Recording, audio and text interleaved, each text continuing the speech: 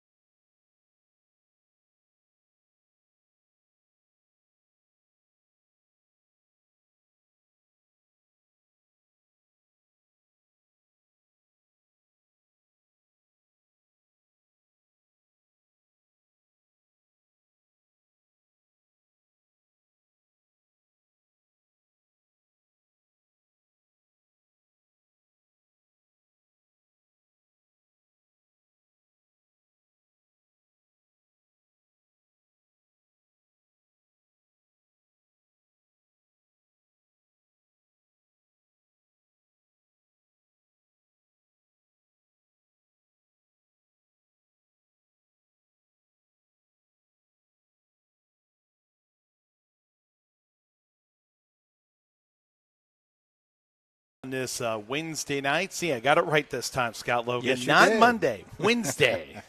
But it'll be a lot easier when we have Monday Night Football next week, because then you'll know which day is which. And you know football won't be on at that point. At least some college game will be on, but not the NFL. Scott Logan, myself, Tim Bolware. We have Nick Roth, who's running our cameras. You can go to our YouTube and Facebook right now on Eagle 99 to check it out. And as I joked with him, I was like, I'm getting my haircut tomorrow. So it would have been nice to have the show tomorrow, because right now it looks like I have bedhead. So, because I get a little, it gets a little curly. But that's another story for another time. We're here to talk football, not my hair. And we're welcoming in Ryan Lozier, who is the head coach of Lakota, and they have their first win under their belt last week as they defeated Arcadia 35-0. We're going to go over that here in just a second. But, you know, as we look at what the area teams are doing right now, Scott, I mean, you have Woodmore at 2-0. You have Gibsonburg 2-0. You have Clyde at 2-0. I mean, that's several teams in our area that are doing quite well early on. Yeah, it's a great start by the area football teams for sure. And going back to last week, boy, was it hot. That was one of the hottest games I think. 94 degrees at kickoff and a heat index of in the hundreds. Oh, it was hot. And down in the field, it was even hotter. And, of course, Fremont came out with those new black uniforms, and they had some good things about them, and they had some bad things. Just depends on who you talk to. Well, yeah, but the thing is, we need to teach them now. Now they're going to say, we're complaining about something else, but black soaks in the sun. Right, that's a problem. Yeah, If it's white, it just hot. reflects it. Right. So. But it was a great game. Yes, it was, and absolutely. And Jadrian Brown had the interception with 12 seconds to go to preserve the win against Sandusky. And we will talk Fremont Ross football coming up at 8 o'clock. It is Fremont Ross night here at Frickers. We invite you to come on down. And, of course, it's $7.99 sirloin steak night. So that's if that isn't an inducement to come down, nothing will. But they have great specials every night here at Frickers in Fremont, located between Highway 20 and the Turnpike in Fremont, Ohio. Now let's talk Lakota Raiders football with Ryan Lozier. Hey, you had your debut last week. I did. Yeah, so let me see if I can raise up your mic a little bit. And so congratulations on your win, 35-0. And what was it about that win that meant the most to you? You get the monkey off your back a little bit, and not only for me, but our team as well. It's important to get that first one to get a little bit of confidence, especially with the next 8 games we have coming up. I just think that win there was big for us going forward, because it doesn't get any easier. So. Yeah, absolutely. And I'm going to adjust your mic a little bit so we can pull it a little closer so we can hear every word that you say. And all right, maybe I'll talk a little louder. Yeah, that always works out. We're always known for having big mouths around here, so you'll just join the club. All right, anyway, what was but your offense did so well. I mean, you look at your quarterback, Jalen. He did so well, Jalen Wagner, and throwing to Grant Bomer and some of the other guys that you had. But, I was reading the article and online, and it's you want Jalen to be more of a playmaker versus a manager. What do you mean by that? Well, last year as a sophomore, as an offense coordinator, I just tried to make things really easy on Jalen. We had some guys around him with some experience. So I really wanted to, let him kind of mature into the game. He actually missed his freshman year with a torn ACL. Yeah. So he didn't play football since 8th grade. So I kind of felt it was important last year, to make things easy on him, as easy as it can be. And this year, with a year under his belt and the smarts that he has with football, I just think it's time I told him it's time to let loose a little bit. And he's going to make plays for us to be good, because he's not a young guy anymore. He's one of our experienced guys on our football team. So I think that's what I meant by that, is just we're going to rely on Jalen to make plays. And that's not a secret, obviously. How difficult does it become? Because when you're first thrown into a new situation, you're thinking all the things in your head, and this from your quarterback days at Clyde. Now it's more of a basically it just becomes second nature. When does that point hit for a player? As in Jalen? Yeah. I mean for him, but for other guys, yeah. I think hopefully by week 3, you have a couple games under your belt. You've traveled, you've played at home, you've played some good football teams, and you kind of have the feel for what it takes to be, not only a varsity football player, but a good varsity football player. The speed's different, the physicality's different. So hopefully by about right now, I'm hoping at least that our guys are getting used to things, are used to it. But as far as Jalen, it's his game 14 starting at quarterback, so sure. I think it is second nature now. He knows what to expect. He's seen some good football teams. I mean, between the Calverts, the Hopewells, Columbus Groves. I mean, he's played some good football games. So I think now is second nature to him. So you say you were a quarterback at Clyde, right? I was. Okay. State champions. I remember watching that. I remember watching it on TV. I do remember that. It was a great game, by the way. And congratulations to Clyde on that time. So it's interesting when you have a coach that played quarterback. Do you try to put yourself in his shoes, so to say, and what he can, what his expectations are? Right. Obviously, his limits right now. Right. But how I've always wondered the quarterback and with the coach that's been there, done that type thing, and what do you instill in him? I think we have a good relationship, not only just from being together for the last couple of years, but like you said, we can relate on a lot of things because we played the same position. Now I think it makes it a little harder on him, because sometimes if I see something and he might not see it just yet, I got to teach him almost. I might get a little frustrated. So I think I expect more out of him as my quarterback than I do others, because again, that's kind of how I was raised and how I was coached. Therefore, but I think it's good because he can come off and say something to me. Hey, this is what I'm getting, this is what I'm seeing, and I can kind of reiterate. Okay, we can do X, Y, Z because I've seen most of that by playing the position. So I get the position he's in. There's a lot on you as a quarterback. You got to do a lot. But he's done well with it. But like I said, sometimes it might be harder on him that I did play the position, because I think I expect a little bit more out of him than most kids. Go ahead. Go ahead. Did you play both? Did you play offense and defense? Or no? I did not. I always tried to talk Coach Carter and let me do that, but he never would budge. Smart man. I tried to get him to let me play safety, but he would never budge. Right. So as we talk with Ryan Lozier of Lakota and their big win last week against Arcadia, 35-0, and now their record's even at 1-1. But so for you, I don't know, as a player, were you hard on yourself, and does that change over when you have to be more patient with guys who are learning from you as opposed to being hard on yourself? I definitely am hard on myself, whether I was playing or coaching. Yeah. But I don't think it changes for me to my players. I'm a fiery guy. Yeah. They know what to expect, and they know what I expect. So I don't take it easy on them by any means. I expect what I expect, and that's perfection. You're never going to get there, but you're going to try your best. So every day we got to continue to get better and chase that. But I don't have a different mindset of well, he's young or he's old or X, Y, Z. I mean, I expect you to do well and give me what you got, I guess. Yeah, I would imagine there's a lot of psychology involved in coaching, and I think you're learning that as you go along. But how important is it to be genuine with players? Because if your temperament's not matching what you're saying, how can that get confusing? I think it's just you got to have that relationship with them. You got to build that. But before coaching them, they got to know you care about them as a person and just as as a friend. I mean, you got to have that line. I always talk about the line you got to have. You got to be able to be a friend with them and have fun with them, but they also have to have that line of respect for you. Sure. Especially at a young age to where, okay, now we got to stop, the joking around. We got to get better.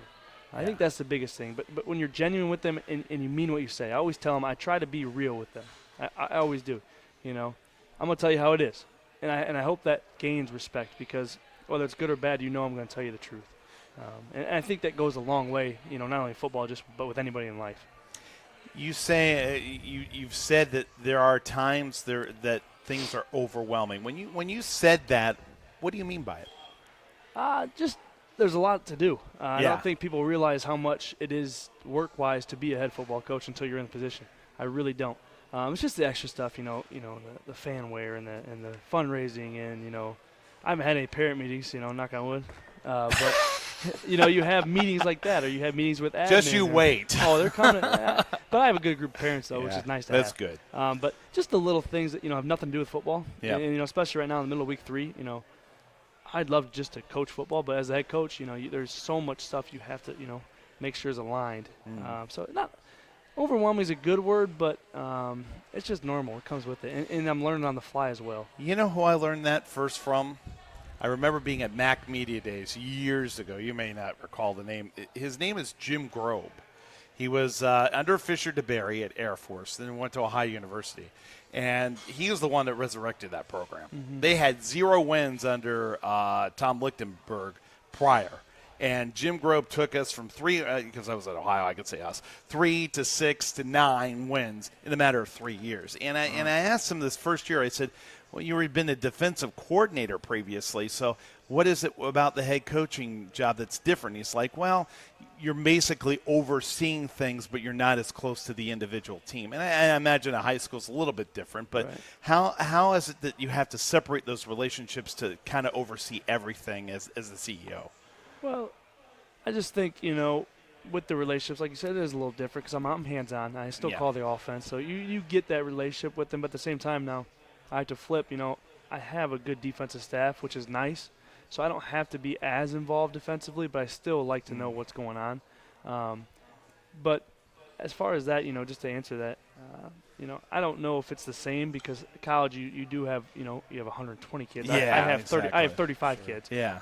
So I can kind of, still build that relationship. But it definitely is, you do have a lot more. You're getting pulled in many directions. So sometimes you got to, remember to have those conversations outside of football and things like that. Yeah, I feel so bad because I listened to the interview with Kyle last week when he had with you, and we're coming over the same questions. And I feel bad because our listeners from last week are like, you can ask different questions. Right. And the people who didn't hear it last week are just like, okay, that's interesting. But no, I think these are different. They've been different so far. We're good. We're good. So we're Coach good. Coach Lozier joining us, Ryan Lozier from Lakota. And but let's talk about your team. Okay, so you defensively. Through the shutout against Arcadia, what is your defense doing well right now? I think we're just getting more hats to the football. And that group has 6 sophomores on that side of the ball starting. So I think week 1, it took us a little bit to get going, and we played a pretty good football team week 1 to where, it was kind of all things that could go wrong went wrong. But week 2, I think they They get used to the physicality. They get used to the speed of things, and they're starting to learn what it takes to be a good football team. And I think that's what is most impressive. Is just we flew around a little bit faster, and hopefully that continues each week. Are you surprised Monroeville? 2 years ago they were winless, and now there's some people are saying 8-9 wins are possible for them. I said 8, 9, 10. Yeah, I did. I mean, yeah. they're- And why? How are they able to turn around so quickly? Well, if you read what they say, what Coach Nestor has said the last few years is Yeah. he was really young a couple years ago. He was real young, and his players bought into the weight room, and that's such a huge aspect of it, especially at small school football. If you're strong and you can win up front, you're going to have success. And, we learned that the hard way, but also I think, our guys are starting to kind of understand that too because, I mean, our weightlifting program from when I first got here to now, just attendance-wise, is starting to go up every year. So I think you got to credit that and just, they have a good group of seniors. They're a big group of seniors right now that I think 2 years ago when they were 0-10, we're all playing as sophomores. But, they stuck together and said, we can be pretty good if we just, keep going at it. And I think that's a big thing. Yeah, when you have, in the past, not such a good record, obviously, and you have someone come in, whether it's just a head coach or obviously his staff, and to be able to move and motivate people, and you set goals, one thing at a time. Of course, Right. we all know you don't sprint out of the thing right away. As much as we want to. As much as we want to, that's correct. You get a little bit of jog, and then you get things going, and things start to turn. And once you see that, it possibly may bring 1 or 2 more kids out for the team. Right. That could help you, and so forth. But you may or may not have talked about this last week, but you had a good mentor in Mike Galeno. Mm-hmm. I mean, I'm sure you looked and seen what he did. You took notes, Menno. Sure you did. Right. We all do. Right. Okay. And obviously you still have your coaching style, and maybe there's a little bit here, a little bit there, but you have your own style and so forth. Right. And I think there's success. Yeah, everybody loses everything to graduation. It happens at every school. It just so happened some schools are a lot smaller than others. You I get hit a get little that. harder sometimes. When you get hit hard by, you go, yeah, we lost 8 or 9. You go, well, some of the gun, there's 32 on the team. Mm-hmm. I mean, when you're almost at a third, and it's gone, then you're just hoping that you've got somebody coming up you've got an eye on, and he can get acclimated into Lakota and Right. continue on from there. But the steps are there. I think the foundation's definitely been there, and it's just an idea of get things rolling. Right. And it was nice to see that from what you did on week 1 and progress to week 2. From everything that I've read and heard, the same thing, is it's a W. So, Yeah, like right. you said, you got the monkey off your back, and you're moving on. Right. Yeah, it's tough. Everything's a tough road. It doesn't matter if you're playing week 3, week 8, week 9. You hope to God you're healthy by week 6. Right. And so forth. And it doesn't take much if something happens, and then that's another monkey wrench. And that has something to do with coaching. Then you got all of a sudden you're making changes left and right, and you got, do I really want to make all those changes? Or It's maybe funny you just say that because make tonight during one? practice I kind of had that thought. I seen a couple things on film and I messed with a couple things, and as I sit there and watch it, and they're trying to learn it, and they got better as the night went on. Right. But I'm like, maybe I don't need to do this. Yeah. So I think sometimes I have to remind myself of Sure. sometimes less is more. Yeah. You talk about turnover in programs, and that's where good programs are established. Though is the Clydes, the Hopewells, the Gibsonburgs. I can graduate 8 or 9, but I have a good JV group that is ready to flip over and just take it and run. And I think that's where we're trying to get to. I always say when young guys are playing on varsity, it can be good and bad, but Sure. it means you're young up front. Obviously, and on Saturdays you don't have as much depth or things Right. the guys to work with. So, but when you can build it to where you don't have to play as many freshmen and sophomores, and you're playing more experienced guys, I think that's where good programs kind of separate themselves. You're running attack. So Nate Grickson in the last game had a 60-yard touchdown run.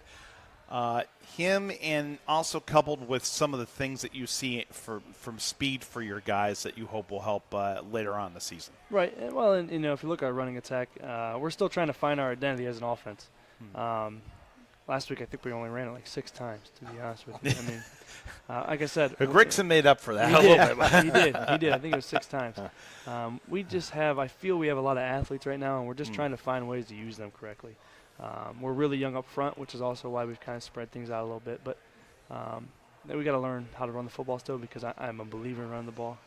You don't watch the state championships and see anybody 5 wide unless they have 5 kids going to Ohio State, which nothing against my guys. I love all of them, but none of them are going to play at Ohio State. Right. Okay. But we're trying Have to you figure- told them that? Oh, I just did. So, nothing against them. You know, I mean, I hope you do. I hope they do. But Yeah. that goes not only for just my guys, and they know that, but anyone in general. Nobody realizes how good those guys are at Ohio State. Yeah. I mean, even a D3, D2 level, I got guys that could probably play at a Finley. I really do. I firmly believe I have a few kids that could probably go play at a Finley level, but even at that level, people don't realize how good you have to be to play there. I tell you, some of the people have realized it. The people that are working over the $20 million for the NIL money, You ain't kidding. Yeah, they're you're not footing wrong. the bill for that. So, you have Northwood coming up this week. So, what's your what do you see in film in this matchup Well, coming up Friday? They're a normal Northwood team. They're athletic, they're fast, and they're physical. So we got our work cut out for us. But every week you do. I mean, anybody in, my dad who's on my staff said it best last week. To win a game in Ohio in high school football is hard. It really is, because football here is good. People take a lot of pride in it, and Northwood's no different. They have speed, they have size, and they run that triple option offense that can cause a lot of problems for people. So it's obviously a assignment sound football this week we have to play, and offensively we just got to take what they give us and take our shots when they come. So. One last question for you, Coach. What is it like coaching with your dad in terms of the relationship that it has for you? I mean, you've had that relationship previously with Right. football, but now it goes to a little bit different level. Well, it's a blast. It's probably my favorite thing, and it's also sometimes when I get home at night, it's my most frustrating thing. Never in a bad way, We go at it every once in a while, just out of the competitiveness, and we're kind of the same person. So you put two of the same in one, it's kind of fireworks every once in a while. But we have a good relationship to where even if we get at each other in practice, we know it's not personal. We just we want to win. We're built the same. I mean, he is who raised me to be how I am, who I am. Therefore, I probably have a lot of traits he does. But it's fun. We have a great time, but the good thing, like I was saying, is we can go home, and it does never affect us. I mean, some people can't talk to people because they're so mad, or he came after me, so I hold grudges. Nah, we leave the practice field. We tell our players this, so why would we do it? We leave it stays there. But and not only him, but I got Gunnar Golden, who was on our state championship team, as a running back. He's a running backs coach. Another guy I'm blessed to have. My brother-in-law is our DBs and receivers coach. I got my buddy that played at Bowling Green University is our line coach, and my other buddy that played at Finley, he's our D-line coach. Jason Wagner. I mean, I got a lot of good guys surrounding me on my staff, so it's nice to have all of them.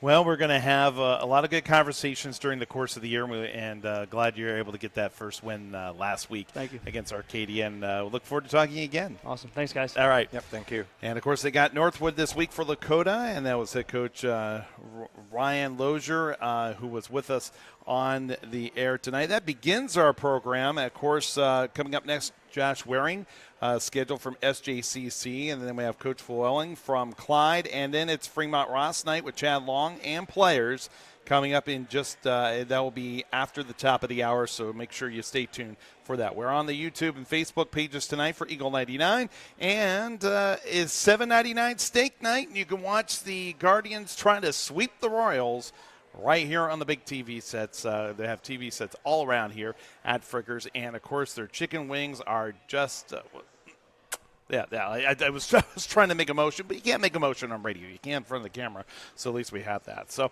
coming up next, we will talk with Josh Waring. We're going to find out about SJCC football in their first year in 8-man, and they had their debut last week against SMCC. So we'll get a summary of that and look forward to the next game, which you can hear on Eagle 99 Saturday night against Danbury. More to come after this from Frickers for the Coaches Show on Eagle 99.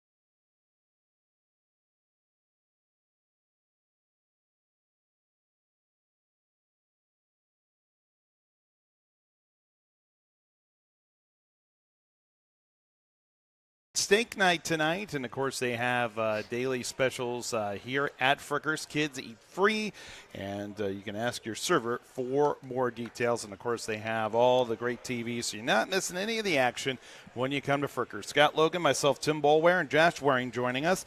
The head coach at SJCC, first game at 8-man football on Saturday. Watched almost the entire game. It was a difficult debut, but you played a team that's been in the 8-man for 3-4 years now. Yeah, they do a very good job. Coach Hammond does a great job over at St. Mary's or Sandusky Central Catholic. Yeah, and it was an awakening. I mean, obviously there's some strategic things, and just the structure of the game is different than what we're all used to. I mean, we did a ton of research on it, but it was sort of heartbreaking because we look really forward to that game, and once we see a little adversity, we've got to pick ourselves up and and carry on. Yeah, 40-6 was the final score. You scored in the final minute as Zach Holmes was able to score. And, yeah. Of course, he replaces Nick Anderson, who was your 3-year starter. Mm-hmm. So engaging his first start, obviously it was difficult because they held the ball so long for SMCC. But how do you feel that his potential will be once he starts getting his sea legs? He's got a very high ceiling. He does. He's got a great arm, very accurate, and he understands. I can see him being an offensive captain in the future because he understands where the ball needs to go and who it needs to go to. So, I look forward to the future with Zach Holmes under center. So tell us a little bit about the difference, because I had heard something about it's a different field. I mean, same field, right. But tell us a little bit about the difference in the 11-man, the 8-man. So, the sidelines, it's 120 feet, 40 yards wide. So that's basically the bottom of the numbers on a regular field. So what schools do is, when we have the same thing, it's like a vinyl rollout, sideline is what it is. And so we had to purchase those, and they work pretty well. St. Mary's does the same things we're going to do. It's still 100 yards long. It's just 40 by 100, and still, same amount of first downs and things of that nature. Because in Kansas they do have an 80-yard field. They have 100 yards here. Okay. Correct. Yeah, depending on what state, obviously, and what what jurisdiction you play under. I've seen them 40 by 80 and 40 by 100. I like it. I mean, it makes sense for in Ohio because you already have 100-yard football fields. Yeah. Right. So who's going to build a new stadium just for an 8-man field? Sure, You're not going to do sure. it. So, no, and it's so we have our own sidelines, and we're ready to go on Saturday. So what about the rules and everything? Obviously, are the same, or the rules are the same except for obviously the amount of you have to have 5 on the line and 3 in the backfield. Okay. You can have more on the line if you want, but you have to have at least 5 on the line of scrimmage. Okay. Did you see them? Are they keeping tight, or did they like to be big spreads in between Who's the that? guards and the tackles, the offense? So is it tight, or is it can little, be. It okay. can be. It can be tight. I've seen them. People spread out. Spread's sort of hard to do because you're sort of in advantage, at a disadvantage in spread because you typically have 4 on the line. You just have 3 or 4 on the line. So that's +1. We can't really. You got to get rid of the ball real quick. Mm-hmm. So you don't see a ton of that. You see a lot of running offenses. Just try to block down and kick out. A lot of power game, things of that nature. Other than that, it's normal football. Okay. Well, as we talk with Coach Waring and to get ready for Danbury coming up on Saturday, we'll preview that in just a few moments. But you got a number of guys on your team that I know that are going to make a significant difference for you in the program. And there's been a lot of responsibility for them to be this first team in 8-man. But I go to 2 guys that I think really stick out. And I know there's a number of them we could talk about, but Matthew Connell and William Connell. And Matthew's a 3-year letter winner and William's 2. Correct. So by having those 2 guys there as leaders, and of course you have others, and we'll talk about those people as well, what does that mean for your program in trying to build around them and getting the right leadership you're looking for. Yeah, it's stability. I mean, it's stability. You know, it's constant, and they both work very hard. They had a great off season. We had a great preseason with them. Matthew's one of our captains this year. Second year being a captain, and he's another coach on the field. It's great, and those are two guys. And they're both very intelligent players. Both bring a little bit of nastiness, to the game. Most of the time. I'd like to see it all the way through, but who wouldn't? But no, it's we got some other guys, other captains that we're building things around, and obviously we're still a little bit young, only 3 returning seniors with significant playing experience. So the nice thing is our younger guys are getting a lot of action, and we a lot of guys had action last year too. So it's we're on the right track, and it takes time, and we feel good about getting number 1 this season. I won't pick a week or anything like that, but well, and with the numbers that certainly came into play with making this decision. And it was a hard one at that. Yep.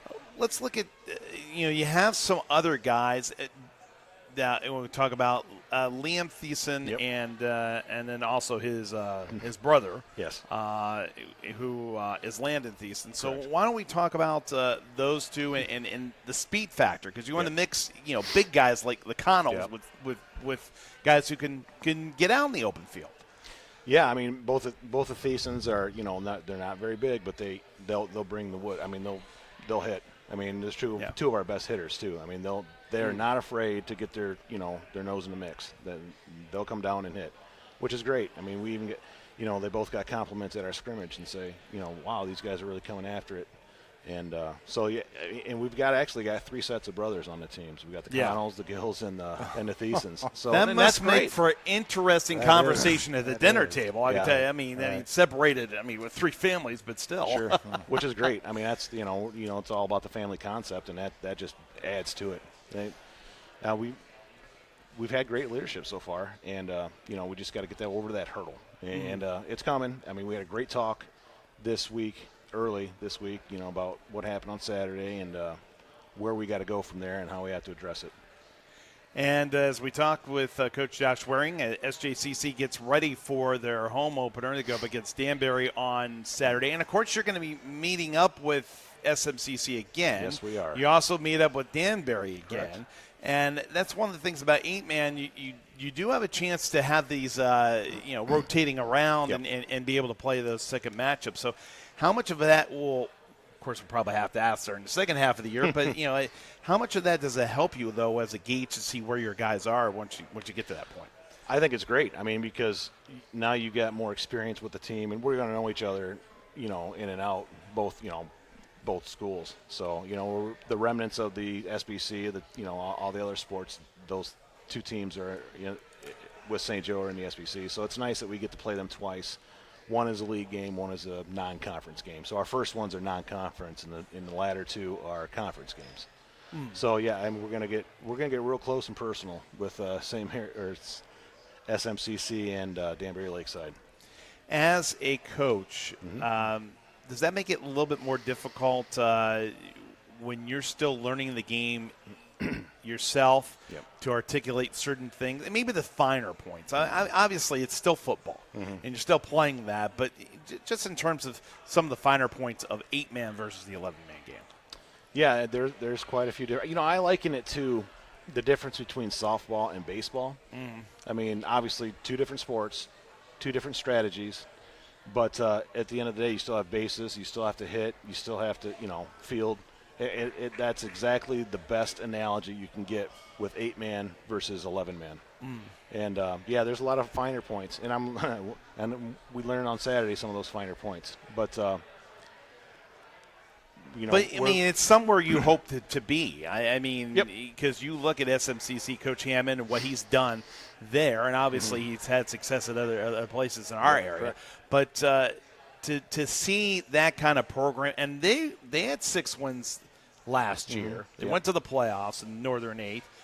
That's your conference now. But, I mean, the previous year, I think they only had maybe two wins, I think, Yeah, if I remember right. It's a learning process for everybody. Yeah. And fortunately or unfortunately, they've got the upper hand on us Yeah. with experience in that. And so it's still a learning curve for me. They've got the upper hand right now, but we're bound and determined to, close that gap as soon as we can. St. Mary's has 31 kids on their team.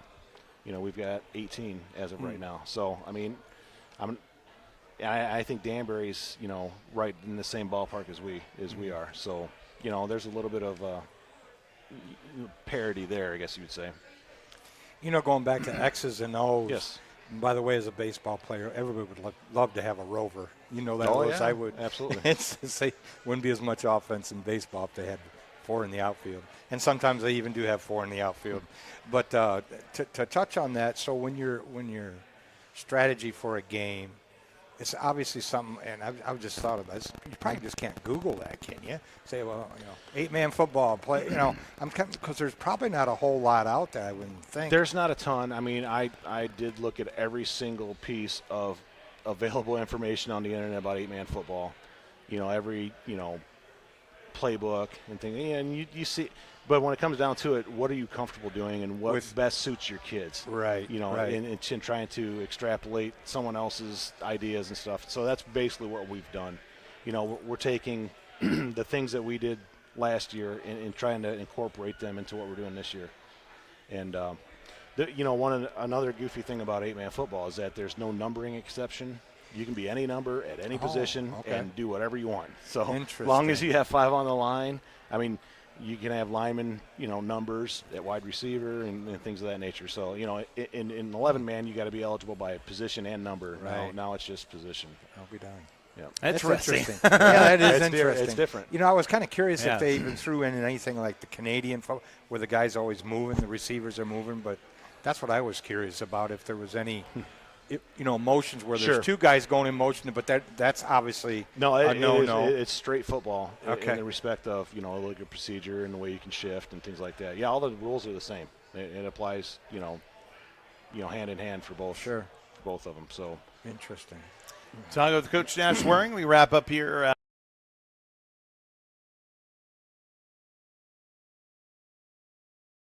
Come on down, located between Highway 20 and the Turnpike here in Fremont. But so let's get a scouting report on Danbury. What do you know about them?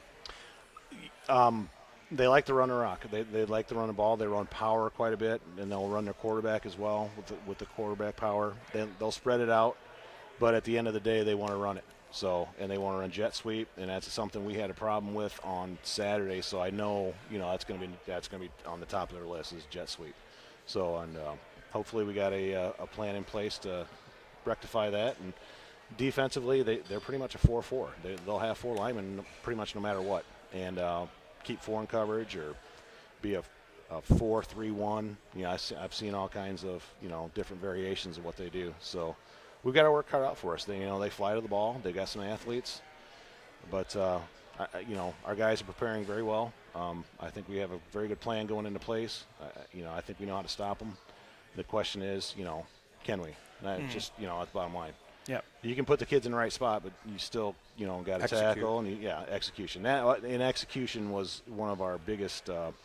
We didn't execute on Saturday. We didn't, and the kids realize that. Yeah. So, they're determined to try to rectify that problem. How do practices go now that you're an 8-man? How have they been? And is there any difference with that? There is not. Obviously, I have to stripe the field. Now, our junior high plays 11-man because we have really good numbers in our junior high. So they're still playing 11-man schedule.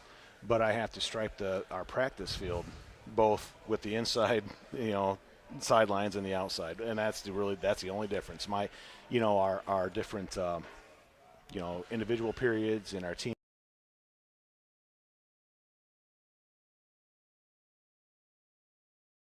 The kids are comfortable with that. And there's really no 8-man learning station or anything like that. We just get after it and do a lot of the same stuff we've done for years.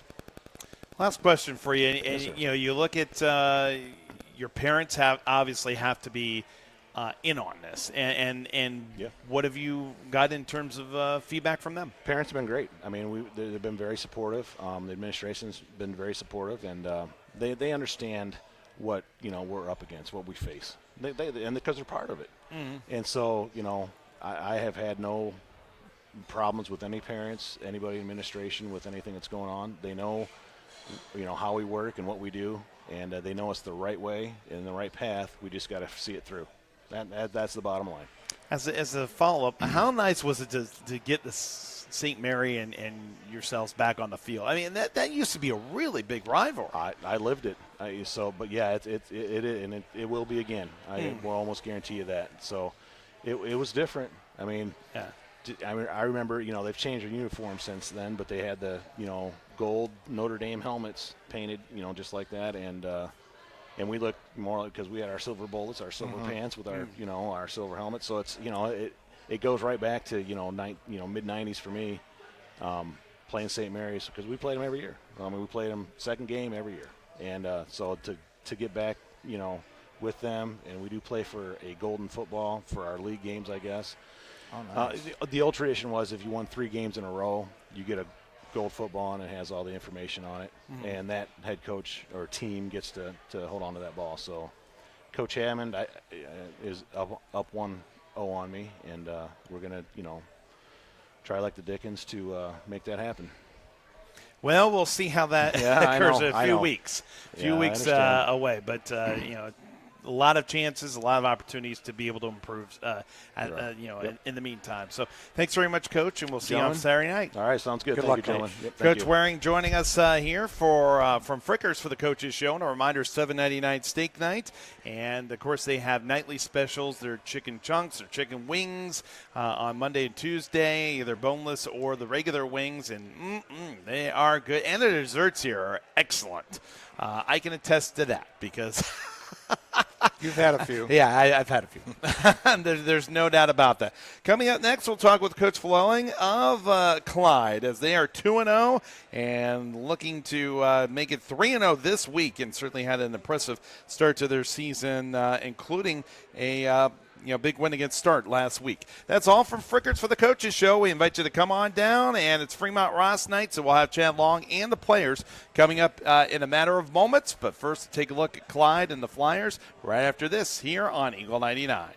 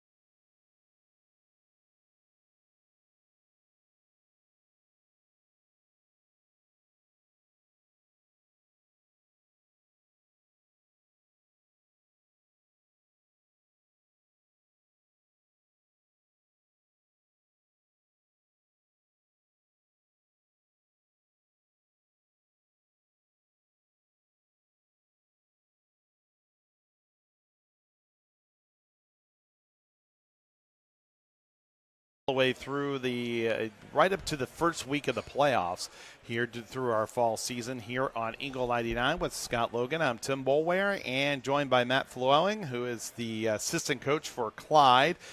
He has running backs and special teams, so among other things, other duties that he has from Coach Carter. And, Coach, thanks for joining us. Hey, thank you very much. All right. Well, let's talk about your last win, 49-25 against Toledo Start, and obviously impressive, 2-0 to start the season.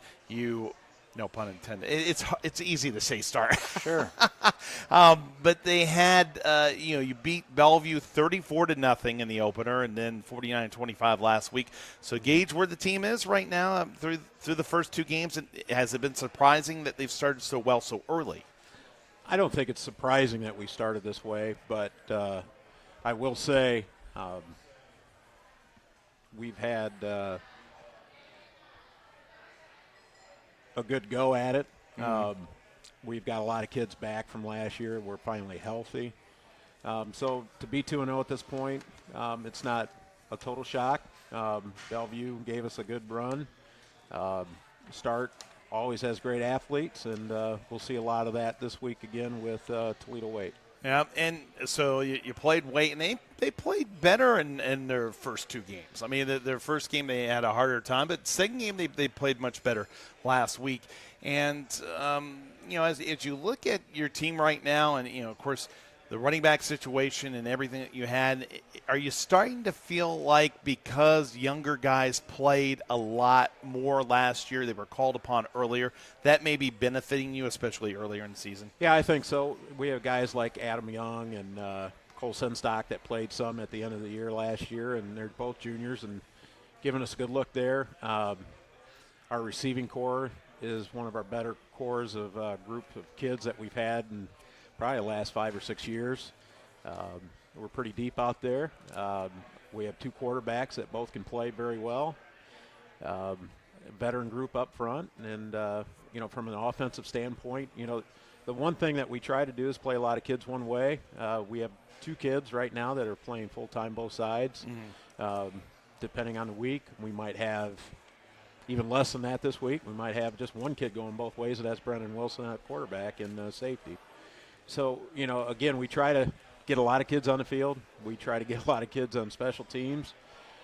We did give up a kickoff return again for a touchdown last week, but some of that is not being able to go live too often with kickoffs. They don't have kickoff at the JV and freshman level. So when you get that out there for the first time and they're varsity kids, they don't know how to get down there correctly, properly. Is that mandated by OHSAA? Yeah, it's a OHSA rule.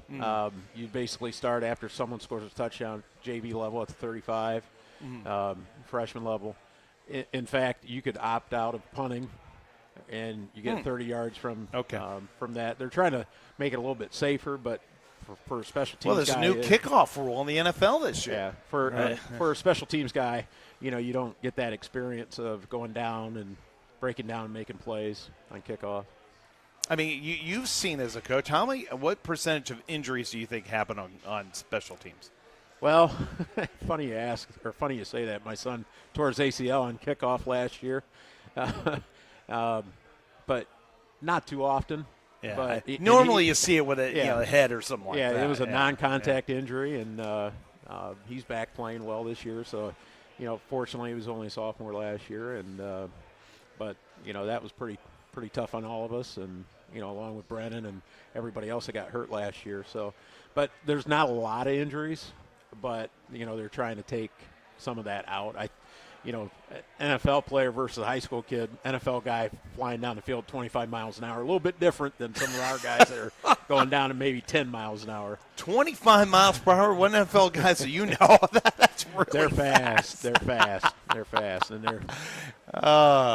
Absolutely. So, for the attitude for the team, I know that they're a good group of young men, but to have that ability to have two convincing wins so early in the season, the tough games are coming down the pike. You're going to have games against Perkins and Columbian and, those kind of teams in St. the league. Francis and Port Clinton. Yeah, exactly. Yep. There's some good teams down the road. Huron's 2-0. But how important is that to build up that momentum and to build up the confidence for the kids? Well, I think it's important to stay healthy, as you know, that's one of our big points of emphasis this year, and trying to stay as healthy as possible early on. You know, heck, second half last week, 49-25, the score's a little misleading. You know, we gave up 2 touchdowns late in the game. One was after where we didn't punt it on 4th down. We went for it, and then next play they scored a touchdown over the top. So, I mean, the score is kind of misleading, but whatever. You know, we really don't care at that point. You know, our defense coordinator will say, well, I didn't give up that many points, but, it is what it is. You know, you're playing JV kids, you're playing some younger kids out there, and, we want to give them some game time experience. And hey, we weren't able to be at the game, Coach, so it could have fooled us. I mean, the scores always seem to fool. Yeah, they do, us in for some sure. way. Yeah, when you see where you're open up such a lead and you're going into the second half, and obviously if there's a continuous clock, you got to get as many kids as you can in. And it sounds like almost now leading into, who do you have, Wade, I think you said? Toledo Wade. And it looks like maybe you're adjusting for that also, because you may only have maybe one kid that's going to go both ways. Because you saw something happen under the lights Friday that's going to allow you to make certain adjustments, and so maybe kids aren't going to go both ways. And the St. Francis game is going to be a tough game, I feel. Yeah, I mean, they're very good. I They're mean, much improved over yeah. what they've been in the past. Now, we haven't They played in gave the last 2 Perrysburg a years. tussle, Oh, and I talked with yeah. their coach Yeah, today all for what they can Perrysburg, have. and he was talking highly of them. Yep.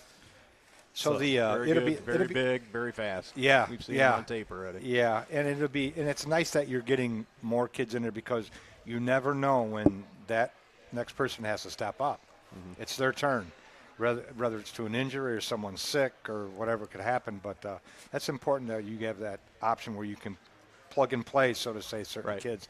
And that's something that Coach Carter, I remember him talking about our first week, was that he tried to do a little bit of too much, and change things instead of trying to keep it a little bit simpler than what he did when that did happen. But no, they're for sure the Flyers are flying, and it's always great that you got that first win against that big rivalry being down Route 20 in Bellevue. And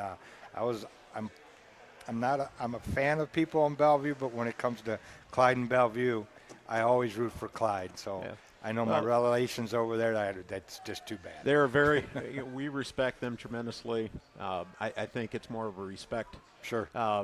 More so than maybe 20 years ago. I've been here for almost 30 years, and wow. It's a lot different than what it used to be. There's a lot of respect, a lot of, we could talk to those guys before the game, and, I think we both figured out our kids are about the same. Sure. Coaches are about the same, and we go out and we both play hard. We try to play the game right. We do the things the right way in the off season and during the regular season. But yeah, I think there's a lot of mutual respect between the two programs now. Awesome. Talking with Coach Matt Flewelling, the assistant coach for the Clyde Flyers, to get ready for Toledo Waite this week here in their third game. Of course, they're off to a 2-0 start. How have the turnovers been going? So far, I think we've thrown one interception and we've gotten maybe 3 turnovers, so we're +2 in that category. I know that last year that was a difficult part, but you had guys in different positions. What is it about this team that they're taking care of the ball better? Are they reducing their penalties as well, especially in the early going? How's that gone? Well, week 1 was kind of rough penalty-wise. I think we had 110 yards in penalty yardage. I think last week we were down about 50, which is normal for a high school football game. A lot of them are aggressive mistakes. It's not dumb penalties, jumping off sides, that type of thing. Legal procedure, formation, too many men. But it's been aggressive penalties, and I think we'd rather play on that edge a little bit. If we get called for a late hit, okay, we get called for a late hit. The jumping off sides aren't unexcusable, but at the same time, being aggressive, making aggressive mistakes, keeping your mouth shut. We had a couple issues week 1, which comes with that rivalry a little bit. Kids are a little amped up. It's first game of the year against your rival down the road, and And those kids, they visited me after practice, one of my many roles. I get to handle the extra duty as well as keeping the stats. So if you need a stat, let me know. Okay. I'm always looking for stats, believe me. Your team, with the mix of what do you have physically versus what you have speed-wise? What is this team? Is it more a speed team or more of a size? I think our senior class has more skill-type kids. We do have a couple senior linemen in there, but what's nice is we've got 2 classes back-to-back that we have a good mix of kids. Our junior class, we've got 4 or 5 linemen in that group. We got a couple linebackers. Where our senior class, we got the corners, safeties, a couple receivers. Again, our juniors are our running backs. We've got some slot guys that are diverse and can do some of the things. Plus, we got a quarterback in both classes. Johnny Lance started a couple games in a year for us last year as a sophomore, did really well. And we recognize that and say, hey, we got to get him on the field some more. So we play a little 2-quarterback system at times. And Brennan is a diverse athlete that he can go out and do a lot of different things. How confusing does that get for opposing defenses if they don't know who to – because they have to devise a game plan for both of them, I would imagine. Well, they've only seen it on tape, so, this opponent, I don't know how much wait and watch the films. Bellevue wouldn't have seen it because we didn't show any of it in our preseason. So, as we go along the season, we got to keep evolving, just like everybody else is. You got to self-scout and do those type of things and keep moving on with that. So, we tinker with things every week and say, hey, let's use this guy in this look and these running backs in this look. So, Speaking of that you're the specialist, correct? Special teams? Yeah. Tell us a little bit about your kids and their punting. Does your punter, is that all he does is punter, or is he also field goal kick? Brennan is also our punter. Okay. Brennan Wilson. And then we have Tyler Soper, who is a senior, who is a returning kicker and PAT specialist. And we also have Mitch Newsom, who is a sophomore, who has really come on. He's going to flow right into that spot next year, probably kicking off in PAT specialist. Mitch also golfs, so he kind of splits time. One day he's not there because he's out shooting 9 over at Green Hills, and Tyler was a soccer guy and came out last year and really developed. We got the best kicking coach in the area. Jerry Phillips kicked at Bowling Green, and every year we just give him somebody and he develops that kid. And we don't have a guy that can kick it out of the end zone, but he's pretty good. You've got a guy who tell him where to kick it, though. That's keep try it away to. from 7, kick it to 4 matter. or whatever. It don't matter. I could tell them to kick it away from them, and they kick the other way, and then we don't cover it, and I get yelled at and everything else. So, but that's nothing new. I get yelled at all the time and everything else. So, last question for you, Coach, and you go back to what Ryan Lozier said about getting an identity, and he was talking about from his offensive guys at Lakota, but has Clyde found their identity yet, and what would it be? I think our identity is going to be balanced as much as we can. We've really gotten pretty good at our screen game, pretty confident doing it. But at the same time, we've always tried to run the slip screens and bubble screens and so forth. But you got to have the guys to be able to do those things. We got some guys that want to block on the perimeter. We have quarterbacks that can throw the slip screen. It's not easy. Get some linemen to get out there, but you're going to have to be ready to defend a lot of different things when you play us. It's kind of we jump into one unbalanced with a wildcat sometimes, and then we jump out in 5 wide, and we do a lot, but we don't do a lot. Our plays are still the same plays, but we just kind of try to out-formation you a little bit. And one quick observation, I've seen a lot of ineligible man downfield penalties this year. Yeah, and I don't know if it's because they're not holding long enough or they're just so anxious to get downfield. I don't know if you've seen that with your screen game or someone you're playing against. Or we did get it called on one time, I think, against Bellevue. We were a little bit downfield, or we would have been downfield, but it was a 4th down. It was incomplete. But with that, it's more the RPO where they're they're showing run, and then they don't throw the ball right away, and we're right on it all the time because a lot of teams RPO against us, and we're yelling, "Hey guys, that guy's 8 yards down the field," and those guys that are officiating are just like us. We got day jobs. We're moonlighting as coaches, and they're moonlighting as officials, and you get all different levels. I'm moonlighting as a broadcaster. You know what I'm saying? I mean, and What is the rule, though? Is it 5 yards or 3? That where the linemen? it's like 2 yards. So it's like 2 yards. Yeah, they're strict. They're all breaking it. Yeah. Everyone breaks that It's rule. just Right. it's just I mean, who's getting called. and again, I didn't know it was- you get different crews, and every week, you get one crew 1 week. They'll tell you to pull those knee pads down. We had to send our kicker off the field last week because his knee pads were above his knees. I've noticed that. And we had a playoff game one year up at Sandusky, and we had too much eye black on, and they sent 8 guys off the field. And we Wow. had almost a whole JV team out there. Coach Carter about fell over on the sideline. Things worked out. We ended up winning 35-0 that night, but it was one of those things like, what in the heck's going So on? they're like fashion specialists, but you know who's dressing them at home? Their wives. Right. All right. Well, thanks very much, Coach Matt Fullwelling. We do appreciate it. We wish you the best of luck against Waite this week. Yep, I'll probably be back. Coach Carter's got a lot of soccer games to watch. Oh, that's fine. Well, And, we look forward to that. He said he'd much conversation. rather be here than watching soccer, but it is Well, what it is. we do take that as a compliment. It is a compliment. The check is in the mail. Okay.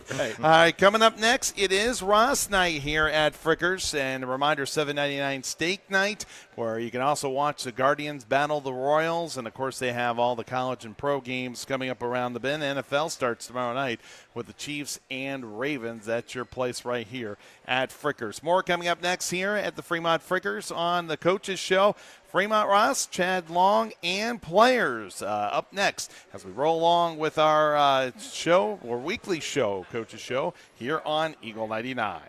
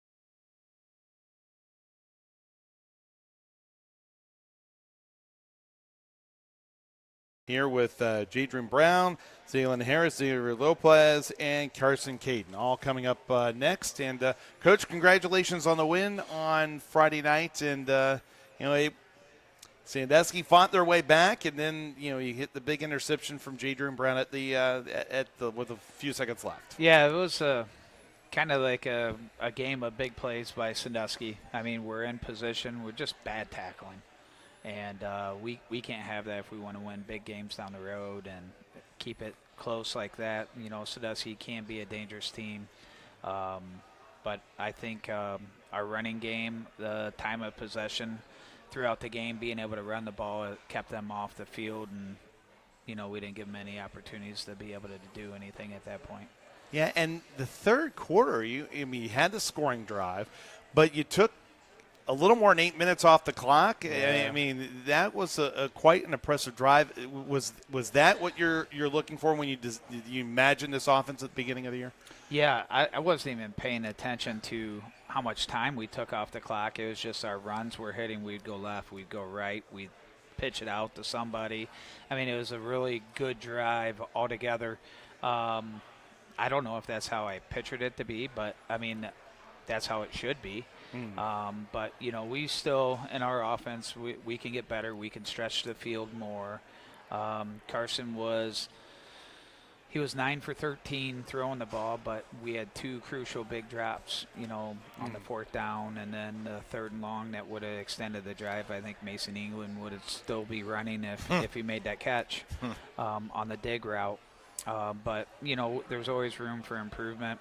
We're not satisfied. I think we can play a lot better. We left points off the board in which, you know, we could have had and should have had. And, you know, we should have had a field goal, and we ended up getting an extra point block, and we also had a field goal blocked, and it's our wing play on that. I mean, they came straight through, and we need to step down and you know, make the box. Yeah. Yeah. Pretty simple. You'll see big guys on there now. We got our whole offensive line on there now, so hopefully that'll do the job this week. The pressure that your team put on Sandusky's quarterback, Johnson, when you look at the first 2 games, are you pleased with how much pressure you're getting up there? I would say no. We're still not at our capacity. Week 1 for sure. We did not play good at all up front on the defensive line. But you saw a little glimpse of Marquez on what he can do and talent. But you know, I don't know what the issues was on week 1. We didn't have that speed, that motivation, and that drive, and you could see a glimpse of it at Sandusky. But I still think we're better than what we're showing, and hopefully it continues to picks up, even though we're going to see a heavy dose of run game by Perrysburg this week coming. So yeah, one quick follow-up. I mean, the highest number of tackles was 4 solo tackles by your guys on the defensive unit. So obviously, you want to be able to do that. But on the other hand, team-wise, it seems like a lot of guys are getting game tackling. Yeah, I mean, that's one thing Cade, my nephew, who's the defense coordinator, has emphasized is run to the ball, no loafs. And we have a lot of kids at the ball. I mean, even the first touchdown in which Sandusky caught, we had Kevin Jones came up, we call him KJ, missed a tackle, came back, missed a tackle again, came back on the 3rd time and got stiff arm, and that's what catapulted the kid for the touchdown. Yeah. But, that's 3 missed tackles on 1 play. Wow. Kids, I mean, they're running to the ball. We just got to fundamentally be able to tackle. You know, the game in general, I thought was an excellent game compared to the second half of the Tiffin game. No, that was ugly. Well, it is what it is. Yeah. But I thought the game went well. The first drive, and you know, Sandusky had 2 illegal procedures or offside penalties and an unsportsmanlike conduct penalty or something, and that means, and all of a sudden, wow, it's 1st and 30, you know, type of thing. Yeah. And that was good to see. And the kids seem to, and talking to a couple of the players after the game, they do love the black uniforms. Puts a little swag, of course. I guess. You know, that's old school. I get it. That'd be like Bowling Green changing colors or something, but going to a smoke color. But I get it. I enjoyed the second half of the game, but Sandusky does have good speed. And it was just an idea. You knew once they got out in the open, if they got free, they were going to break and continue to go free. Absolutely. So, and the hook and ladder play was Yeah, that's beautiful. What a call. Yeah. What a call. It was beautiful. It was. I mean, was. it What a call. It was beautiful, to say the least. You know, it caught us off guard. And thank God, I don't even know if Ty Brown even touched him. I think the kid just tripped and fell on his own. I looked at I didn't see that. I didn't did he see hit him in the elbow? I know Reineck was in the area too. Yeah, but he wasn't. Cade's not that fast. That kid got catapulted out. And he off it. angled and kept. Yeah. I'm like, no. And then all of a sudden, where did he trip over? You know, I was the same way. I thought maybe Pete Moore came up and yanked his shoelaces or something and got him down. But Pete Moore did do that when In we Findlay. when we beat Findlay. Well, Amir Aaron tried to make a leaping catch in the back of the end zone, and you had Jadrian Brown right there with them. Yeah. Both leaping at the same time. It was just enough to cause. But that was a tremendous leap by Aaron. He's got some ups. He's an athlete, and you know, he was definitely out of bounds, but no one really understood that he dropped the ball. yeah. You know, no one saw it because it was behind the goalpost, but he dropped the ball, so it really didn't matter. But he was up there. I mean, he was at the. He was up there. He was up there, Yes. and you know, they got athletes. If they can figure it out up front, and you know, they got small numbers up front. Yeah. And that's always been their issue. But if they could figure it out, they could be a real dangerous team. I don't know if that's going to happen this year or not. There's a lot of discipline stuff and that they have to clean up, and it's a mess over there. And I really got to talk to their football coach, and he's a really good guy. And I think, you know, with a little bit of guidance and stuff, I think he could turn that around. But Sandusky right now is just a mess with all the turmoil of the AD and Pajali being gone, you know, from coaching and then the AD and stuff. So, You know, talking about a little bit and going away a little bit from the Sandusky Fremont game, Perrysburg's big. Oh, They look. they're 300 pounds. It's, And I thought we were big, but yeah, they're big. Yeah. They're big, and it's almost like in watching and seeing a couple things on film that it's going to be a war in the trenches. And I really think in the weather forecast, we hope it's okay, but it's supposed to be sloppy all day Friday. Yeah. And so it's just a matter of who. So can you're going to bring obviously- your umbrella? I don't know. I'm going to bring something. My mom always said, if you bring your umbrella, it's not going to rain. But if you don't, But I heard Sure that enough, the, it'll weather, rain. the forecast is supposed to be for rain, but that's all I could stop and think about is, well, you know, it neutralizes a lot of things when if the weather's bad and the ball gets wet, you know as well as I do, crazy things happen with a wet football. Anything can happen. You know, Perrysburg is going to run the football, and you know their quarterback's pretty darn good running the football as well, and they like to get him running the ball. And you know, you got a 300-pound line. How is our D-line going to be able to hold up to that? You know, and it'll be interesting. It's a great football program over there at Perrysburg. They have at least 6 or 7 coaches on staff that have been head coaches in the past or coached in college. Mike Ward is a defensive coordinator who coached at Bowling Green when I played there, and he was a defensive coordinator at Illinois University in Toledo and all that stuff. So they're going to be well coached. We know that going in, and you know, we'll just see how our kids perform. Yeah, their quarterback seems very patient. Yeah. In things that I've seen, he waits for things to happen, then he goes, and he knows what he's doing. Yeah. It seems like he knows what he's they doing. were using that tight end Bennett a lot last week. I mean, man, he's exceptional. 84. Yeah. He is a real deal D1 tight end for sure. Absolutely.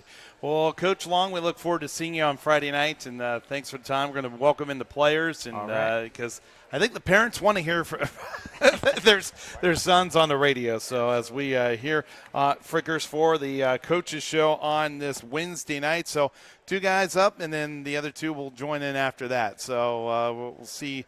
We'll have Kirsten Caden and Zaylin Harris to talk with us, and here at Frickers for the Coaches Show. It is Fremont Ross night, so sit on the microphones, guys, and we'll ask you a few questions and welcome you in, and you know, on the radio, you know, and it's live, so it's one of those things. But relax, just a conversation. So, Carson, you know, your senior year, and of course, you know, we talked a little bit earlier in the year about, you know, reducing the number of turnovers and everything, and but how would you evaluate your play in the last game? Because you found Brown for the 41-yard touchdown, and you ran the offense so well, especially in that third quarter drive. So what is it that you were doing so well that helped out? And then your teammates, what were they doing well to help you out? Yeah, just following the system that Coach Long designed, the game plan, and making the right decision. Like, not trying to force anything, not trying to do anything out of my 111th, just trying to do the right thing. I mean, to not repeat myself, but I mean, I think our game plan was great. It also just came down to us being better.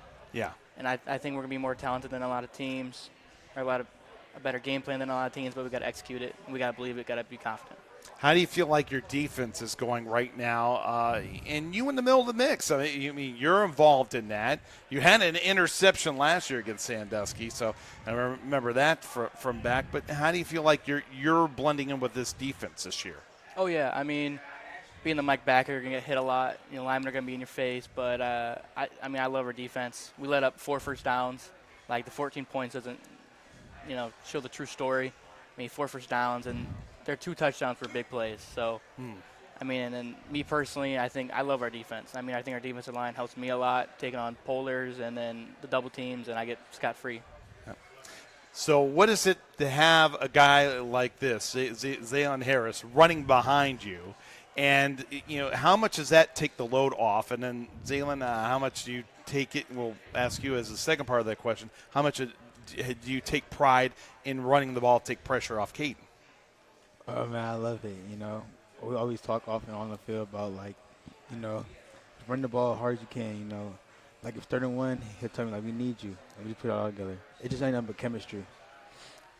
And what about Carson, having him behind you and Zaylon Harrison and being able to him run the ball so well? He had 115 yards the last game. I mean, he makes my job easy on both sides of the ball. He's also our outside linebacker, and I just see him fly across my face and make a play a lot of the time. And then running back, I mean, it makes my job easier. I mean, I don't got to run the ball. I mean, he's obviously better runner than me. And if I tell him to get a first down, to get the first down.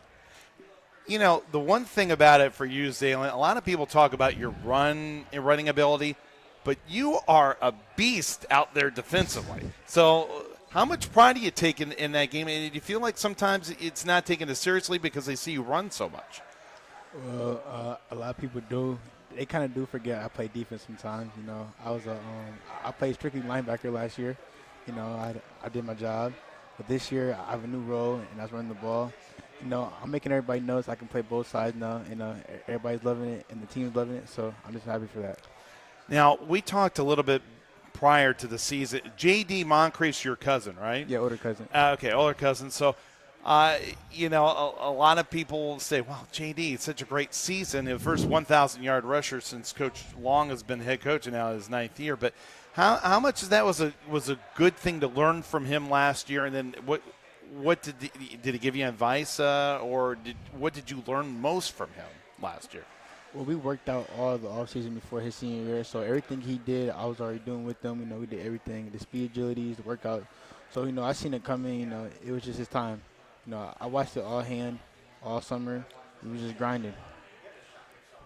Carson, all right, so now we're going to go a little bit into the personal stuff. So, you've been playing, and I've been reading a lot about this, and of course with the guys that you played with in this senior class, you've been playing with them since flag football. What is it about that and the chemistry and all the memories that you have that means so much to you as you continue with your senior season? Oh, yeah, I mean, that part, that's bigger than football. Zaylon, Jadrian, especially, and Xavier, I mean, they'll be my best friends for life, and that's so much bigger than football for me. Mm-hmm. All right, so who's the prankster on the team? Prankster? Anybody that you joke around a lot, or? I gotta say Marquez Williams. Okay. He's our defensive man. Man, he's hilarious. And why so? Any examples? Examples, I don't know if we can put that on the radio, okay. But no, he's hilarious. He always lightens the mood, and he's just a good person to be around. Way to be your own censor. I appreciate that. Yeah. You're going to go to college, play baseball, and what do you like most about baseball? And obviously football's a little bit different sport for you, but what do you like most about football? First, the baseball, and why do you like it so much? I think it comes down to the physical taxing. Like football is just so taxing on you. You know, wake up Saturday morning, you don't want to get out of bed. But I mean, I've always had a love for baseball, and I think it's what I'm best at. And is there anything hurting? I mean, what hurts? You're too young to hurt. Just joints and things, but Okay, no, all right. nothing crazy. Okay.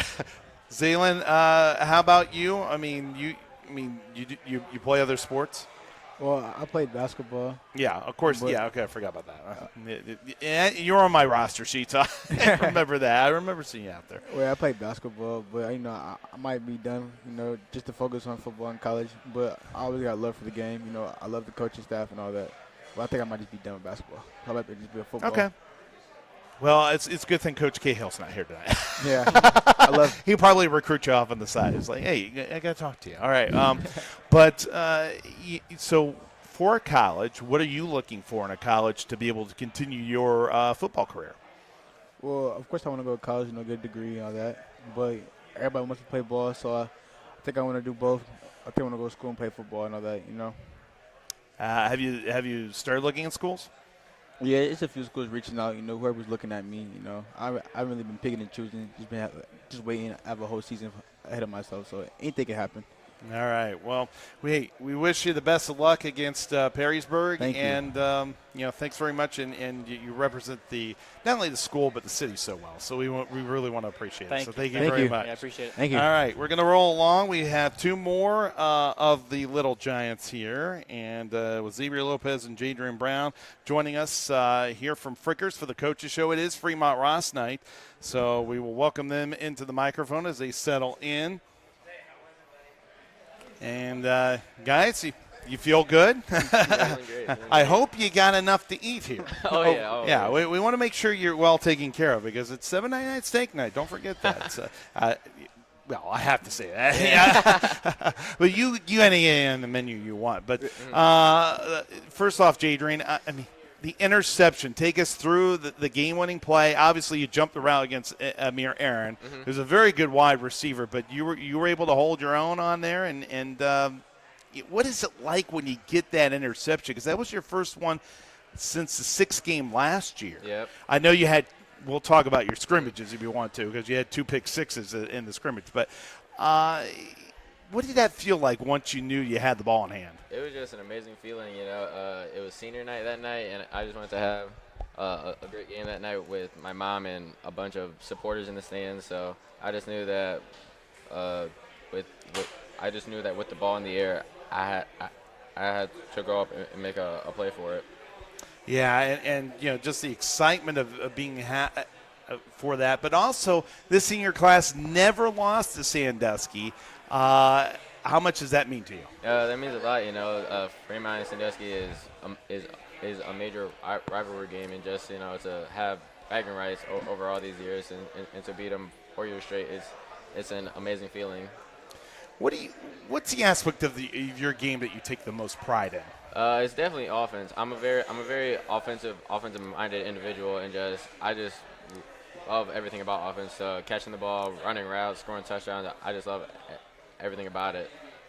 I know Elijah Sims had a monster year last year, but a lot of people forget you had more receptions than he did. You had 33, he had 30, and not to hold that on him because he was a very good wide receiver in his own right. He missed the first couple of games. But what is it about running routes and being a wide receiver that you take most pride in? I think just being a quarterback's best friend and just trying to always be in the best spot available for him, and just always have. I just try to always be there as a safety net for him. Carson Caden, you obviously, this senior class, you played since flag football. What got you started into football, and why do you love it so much? I started football at a young age. My family's big into football, and ever since I started playing that, I just always loved it. I started out doing track at first whenever I was 3, and then I just started playing sports from there. What is it like with your family in terms of that sports connection and the bond that you have through sports? We just always talk about sports like football. my family's very big in football, and we can just always connect over it. And have you started looking at colleges yet? I've looked at a few colleges. I went to a visit to Cincinnati for track actually, and then I went to Ohio University on a camp invite. Oh wow.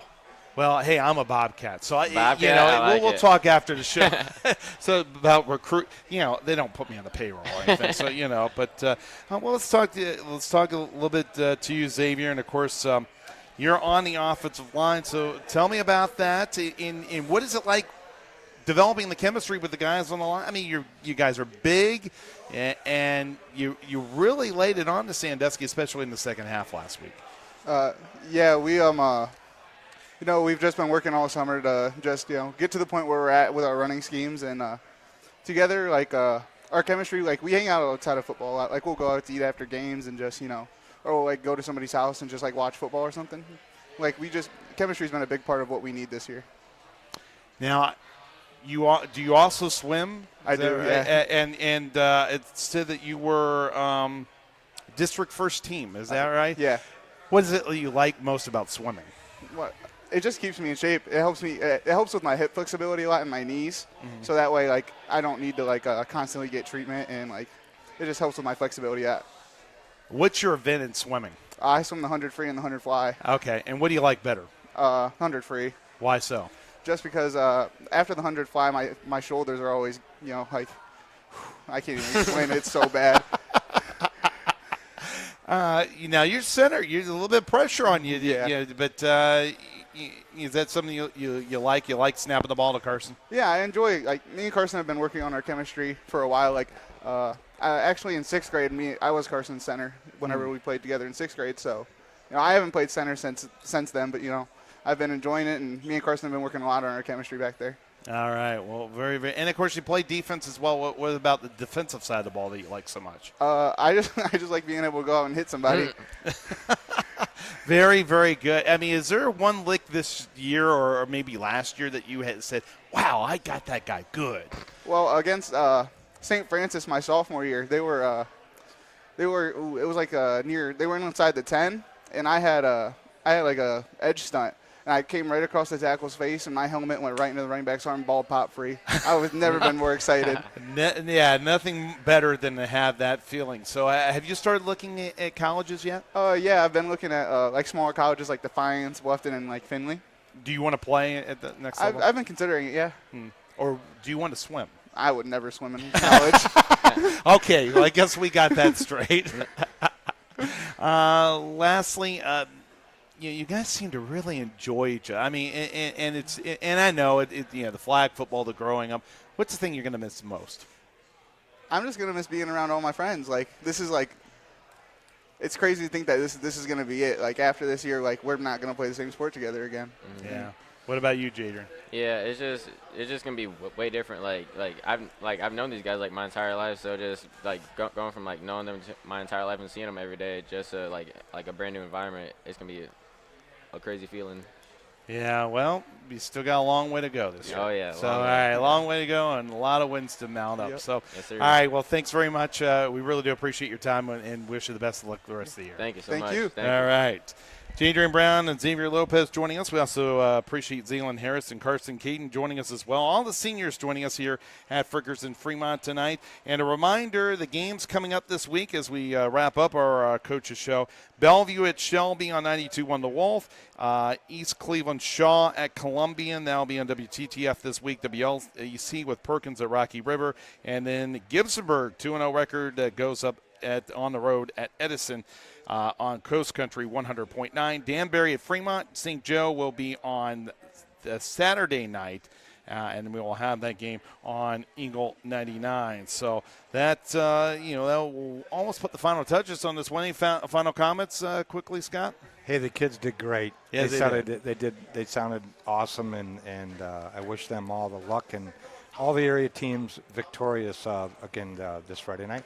We look forward to seeing you at the football stadium on Friday night. We'll be up at Perrysburg, 6:30 pregame right here on Eagle 99. For all of us here at BAS Sports Network and Eagle 99, including Aiden Klein, our producer engineer, and John Kearns, who is our operations manager, Nick Roth running the camera for our YouTube and Facebook pages for Eagle 99. I'm Tim Boulware. Thanks for joining us tonight, and we'll talk to you again on Friday with high school football here on Eagle 99. Until then, have a great evening.